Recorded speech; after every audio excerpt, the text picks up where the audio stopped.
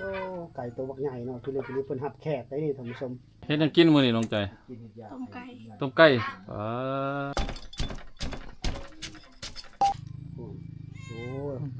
แซ่บแซ่บ แซ่บ โอ้แมวก็มากินน้ำมื้อสบายดีท่านผู้ชมเนาะพบกันสามมื้อนี้เฮาอยู่ที่ชนบทเมืองเซโปนอยู่ที่เฮือนน้องใจเนาะสาวเผาบลูที่ว่าเฮามีโอกาสได้มาพักเช้าอยู่เฮือนน้องใจก็ตื่นเช้ามาเฮาก็สิถ่ายน้องใจเฮ็ดอยู่เฮ็ดกินในอย่างต่างๆให้ท่านผู้ชมได้เบิ่งเนาะอันนี้เป็นบรรยากาศยามเช้าๆก็ค่อนข้างมืดครึ้มเพราะว่าฝนตกเนาะเมื่อคืนนี้ตอนนี้ก็ยังมืดครึ้มอยู่เนาะเดี๋ยวเฮาสิไปเบิ่งน้องใจเพิ่นเฮ็ดหยังกินเนาะมื้อนี้เนาะไปเบิ่งนำกัน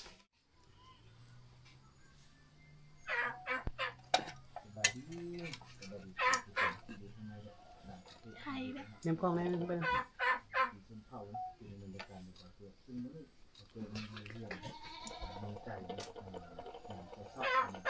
ไอ้น้องใจเฮ็ดหยังกินมื้อนี้น้องใจ ต้มไก่ ต้มไก่สุกแล้วเนาะต้มไก่สุกแล้วบ่ แล้วเฮ็ดได้เช้าเลย เฮ็ดแต่เช้าแล้วเนาะผู้อ้ายไปถ่ายคลิปมาก็พอดีกินกำลังเฮ็ดแจ่วบ่บัดนี้ เจียว ที่มักเผ็ดตามแจ่วเนาะอันนี้น้องใจเพิ่นกำลังที่มักเผ็ดตามแจ่วนะท่านผู้ชมทีมงานเฮายิงปลาแห้งเนาะ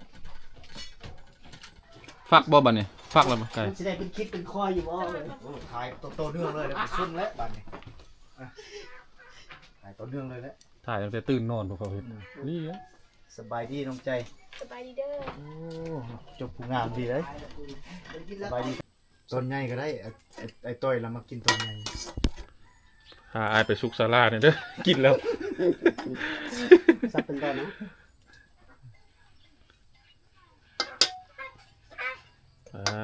น้ำใจต้มไก่เป็นตะแซ่บแท้ โอ้ไก่ตัวบักใหญ่เนาะทุเรศนี้เพิ่นหับแขกได้นี่ท่านผู้ชมตายแล้วเนาะ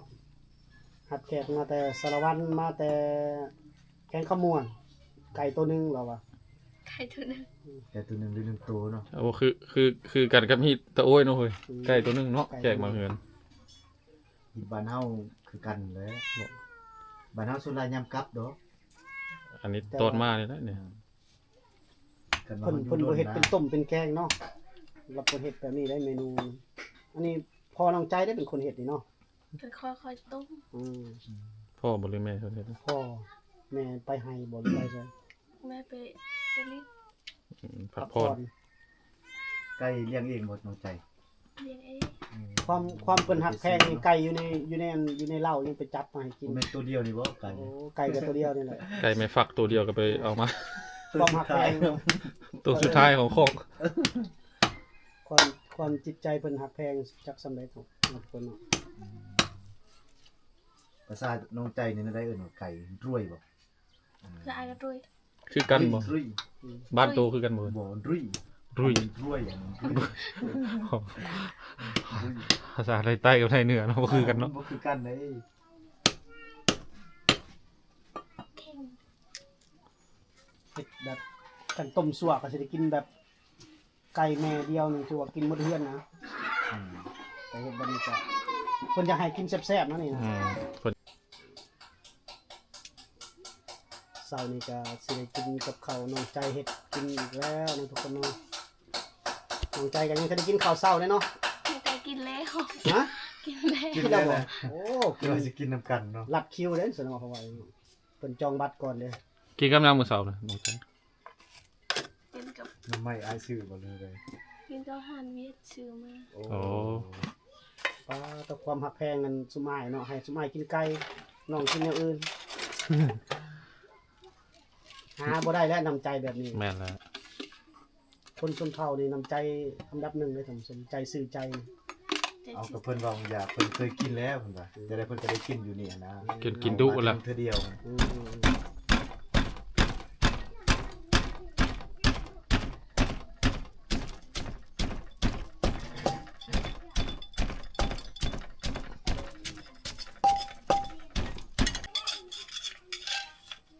เสร็จแล้วเด้อแจววันนี้นะ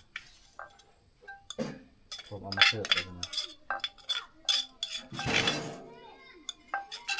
ครับ แกแซ่บแซ่บได้แกน้ำใจตำนี่เนาะ โอ้อนุญาตไลฟ์สดทางเพจจังหน่อยเนาะ ใส่ปลาแดกพร้อมบ่ ใส่ปะ ใส่รส ชุดแล้วแต่ผู้เฮ็ดฮะ ปลาแดกตอนแห้งแซ่บปลาแดกบ้านเฮา แม่นสิกินครับ สบายดี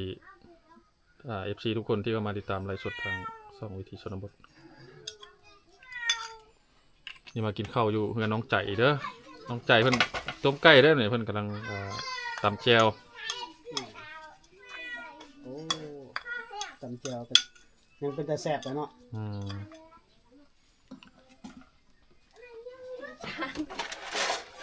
แล้วบ่บัดเนี่ย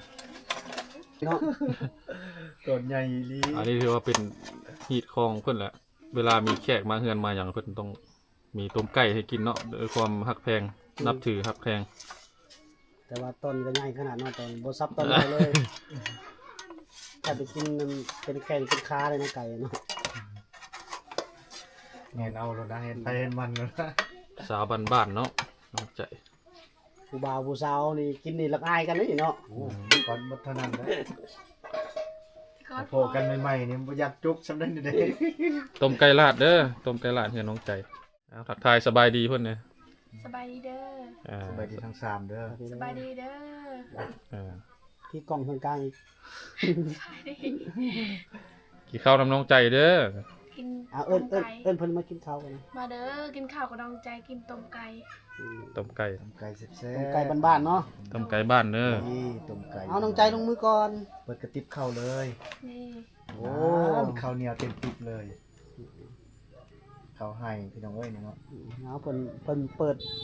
ก่อนแล้วเพิ่นเป็นเจ้าภาพเด้ เป็นซิม ซิมก่อน ใช่นี่ต่อ จับเอาต้นใหญ่ๆเลยนะ จิกเอาเนี่ยเจ้าเป็นคนซับตอนเลย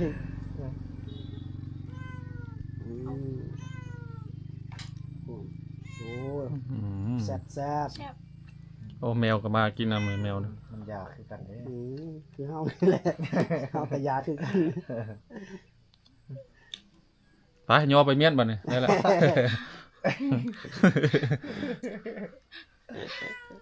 เอาไว้พอแล้วเนาะ อิ่มเลยเนาะ มึงอายทายอีก ทีมงานมันก็บ่กินนี่ได้บัดนี้ได้อิ่มเลยเด้